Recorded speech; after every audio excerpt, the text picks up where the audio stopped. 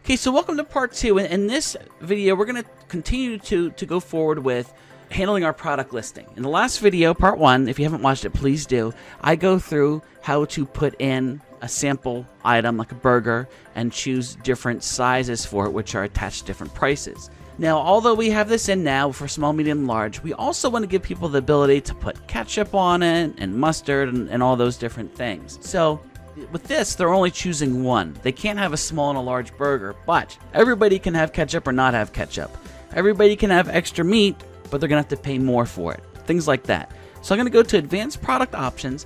I'm going to click this green circle here, okay?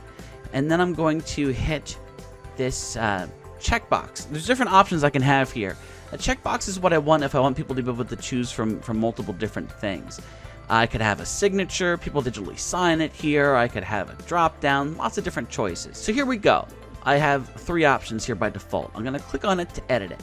Now, these are going to be called condiments, okay? And it's going to be ketchup, which is going to be free. You do have to put a 0 in if it's going to be free. You can't just leave it blank. And we're going to say pickles, and we're going to have it be 0. Okay, let's do one more option for right here. I'm going to do double meat, and this one is going to cost $3, okay? Now, I go up here, I hit update, and let's go look at our product now.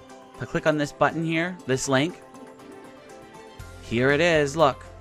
Nothing's in our cart. I could choose a medium burger, and I could add ketchup, I could add pickles, but if I also add double meat, I'm paying $3 extra. If I get rid of ketchup, doesn't change the price because the double meat is what increases the price, okay?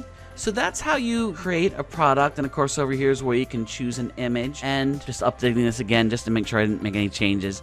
Now what I can do is I can go back to my products, and you can see that it's listed here. So now what I could do is I can make a new product, but if I have something else that's similar to cheeseburger, I can just duplicate it and go in here. Let's say that I'm also going to have a special burger that we make called a rustic burger. I'm just going to change the name here to rustic burger. We're going to change this. This is going to be the link that people click to get to it. I'm going to have that be rustic burger too. I'm going to put my text in there. I'm going to make a nice picture of it there. And then I'm going to go in here. I'm going to change the SKU. Maybe I'll just have it, I guess it could be like that. Then I'm going to go in here to attributes, and are the sizes any different? Maybe I can change them there. Are the variations going to be any different? Again, I can change them here, and then I can publish that second product. Maybe it's going to be in a different category, and it's going to be much faster now that I've made the first one. You know, if you have multiple soups, doing your first soup is going to take more time, but not soup 2 through 10. And if I go look here, you can see how this rustic burger now does exist on here, okay? In the next video, we're going to talk about how to handle categories and how that works on your website.